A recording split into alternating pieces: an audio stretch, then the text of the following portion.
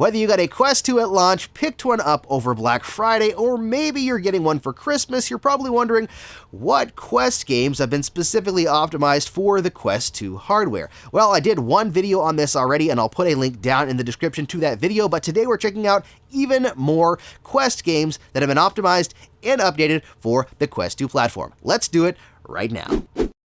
First up on our list, we've got Gun Club VR. The first thing you might notice when it comes to Gun Club VR is the lack of foveated rendering. On the Quest 1 version, you can see that foveated rendering all around the edges of the screen, especially when it comes in contact with text or information on the screen. You can really see it get fuzzy. The Quest 2 version does not have that. You can see the edges are just as crisp as they are in the center, and it just looks really pleasing to the eye. The next thing you'll notice is the quality and sharpness of the visuals on the Quest 2 as compared to the Quest 1. Now you can see this especially when it comes to the targets. The Quest 2 version is considerably sharper. The Quest 2 version now uses a super resolution mode for a bump up in resolution and quality, and it really shows. So if you haven't jumped into this game with the Quest 2 yet, whether you own it or not, I definitely recommend checking it out because you really don't know what the difference is until you try it. Next up, we've got In Death Unchained. And as you can see in the images on this screen, there is quite a bit of difference when playing this game. Whether it's the sharpness and no foveated rendering, or seeing the whole world ahead of you instead of just chunks of it, plus additional elements and a lot more detail. This is one of my favorite sections to showcase exactly what's going on inside of this game in comparison. As you can see here, there is a lot more detail on that spire. At the top right-hand side, you can see a lot more brick, plus it's a lot sharper, and there's more detail in the center.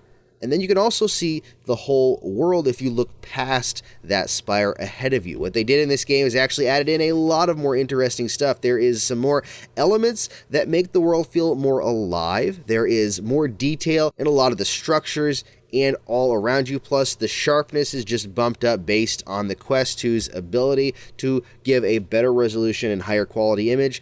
And you can see more of the world, as you can see here. Another awesome image here on the left, you can see more detail in those shingles. On the right, you can see a sharper, more detailed image in the brick texture. And again, you can see farther away into the distance, plus the additional elements. Overall, a great update to a really awesome game. Next up is an older game on the Quest platform. In fact, it's an older game altogether for VR, but still an awesome game, and this is Space Pirate Trainer. This is actually one of the original games I played on the channel back when the Quest first launched, and as you can see, there is a considerable difference. You can see they've bumped up the lighting effects considerably. Now here's another quick clip that'll showcase that even more. I'll replay this a couple of times. So you can see in these light streams how much more detail and lighting effects there actually are in this game. From the signs in the background that now shine to the light streams coming from the guns and the lighting on the actual spacecraft, there is a lot more going on here.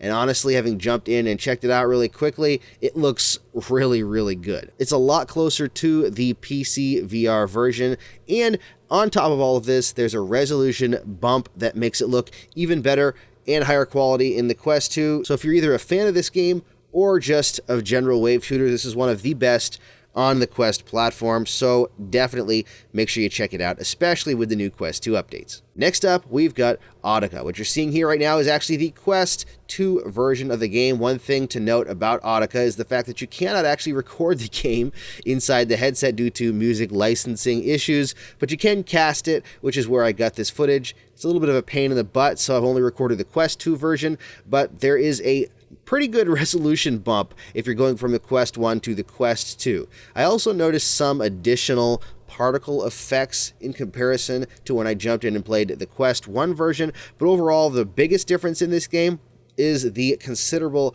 upgrade in resolution. I'm not sure if you can really see this in the actual footage as much as I would like, but it looks considerably sharper. The world around you looks a lot more sharper, plus there's no foveated rendering, and overall, if you like rhythm games, if you haven't tried out Attica, it's actually a pretty good game, and with this update, they've done a lot to increase the resolution, and it just makes it an overall more pleasant visual experience. Alright, next up on our list, we've got Pistol Whip, one of the best rhythm-style games on the Quest platform as well, and there is quite a bit to see in this version update, actually, more than first might be apparent. The first thing you might notice, although it is hard to really showcase in a recording, is the sharpness of the game and the colors, just how it looks inside of the headset. The Quest 2 looks a lot better, it's a lot sharper, the resolution is way higher, and it's really well optimized for the Quest 2 platform. Another thing that I didn't even notice when I was playing the game until I actually watched the recordings back is the fact that there's actually shadows in the game now. So if you notice on the Quest 2 version, there is actually a lot more going on. The Quest 1 version looks a lot more flat, while the Quest 2 version actually has the shadows. It looks a lot more like the PC VR version. By adding the shadows in, it really does add a lot to the game. And like I said, everything's sharper and there is no foveated rendering. As you can see around the edges of the Quest 1 version, there is foveated rendering. On the Quest 2 version, not so much. Overall, the gameplay is the same, just like with all of these, but the visual experience is going to be better on the Quest 2. Alright, next up we've got Hollow Point, which did receive a Quest 2 update. Most of what this update did was optimize the game for the Quest 2, which means the resolution is better, textures are sharper, and overall it just looks a lot better inside the headset. As I've said before, it's really hard to showcase this inside of a flat video because you can't really tell exactly. Plus, with the way the Quest records, the bitrate that it records at, and what it allows us to record, it's really hard to tell. But you can still see here on the screen, hopefully, that the sharpness of the image is better. The colors pop a little bit more, but it is a pretty simple game. So there's not necessarily a massive amount going on, at least in the initial stage here that I recorded, but it definitely looks better inside the headset from a sharpness standpoint. Next up, we've got Solaris Off-World Combat. I'd like to show you more than just the menu system. Unfortunately, there wasn't any matches available when I did try to record it, although it was very early in the morning, so that may have something to do with it. You can't really tell too much from the menu system, unfortunately, except for maybe it's clearer and sharper and there might be some more shine on the helmet, but you can definitely tell the sharpness and resolution difference inside of that helmet when you put it on. When it tries to boot you into a game, it looks a lot sharper. I'd love to show you more. Solaris has been updated to take advantage of the Quest 2 considerably, as long as you can find a match to play in the game. Next up, we've got Shooty Sky's Overdrive, and I really enjoyed this game when I played it on the channel previously. In fact, I played it several times after that, all on the Quest 1, but the Quest 2 version looks really, really sharp. That's one overall factor you're going to notice from all of these games, is the sharpness is going to be better. Even in games that aren't optimized for the Quest 2, you're going to get some better sharpness and resolution just based on that better resolution of the display. But games like Shooty Sky's Overdrive and these other ones on the list that are optimized for the Quest 2 are just going to look a lot better because they're actually optimized to take advantage of the new resolution. Shooty Sky's Overdrive is a bullet hell style game, and it's a lot of fun.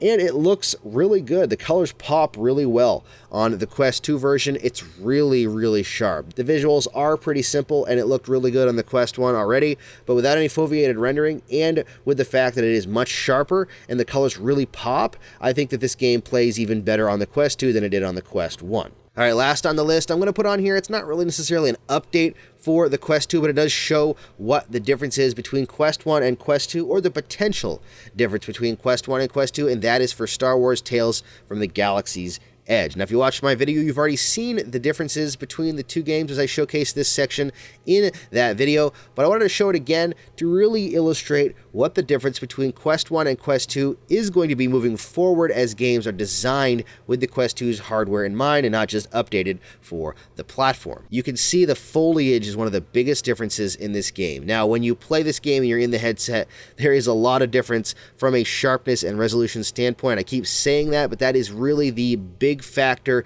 in a lot of these updates, having better visual resolution and more sharpness. It really makes more difference than it sounds like. Visually, yes, it's great to have more visual information, better lighting, better textures, but the resolution bump alone really does a lot to help the visuals of these games. But anyways, as you can see, the foliage in this game, the textures, the lighting, even the hands, pretty much everything about the Star Wars game looks better on the Quest 2 platform. And that's just due to the power and the fact that it was built for Quest 2 while it was being built before it was released. And there's a lot of games coming out that I know that's going to be the case as well. Now, let me make sure to tell you that the Quest 1 game still plays really well in all regards in all of these games. And moving forward, as the games come out for Quest 1 and Quest 2, that's going to stay the same. Just because it might look better on the Quest 2 doesn't mean it doesn't play great on the Quest 1. So I don't want to leave the Quest 1 users and owners out there out of the picture. You're still going to get awesome gameplay in all of these games.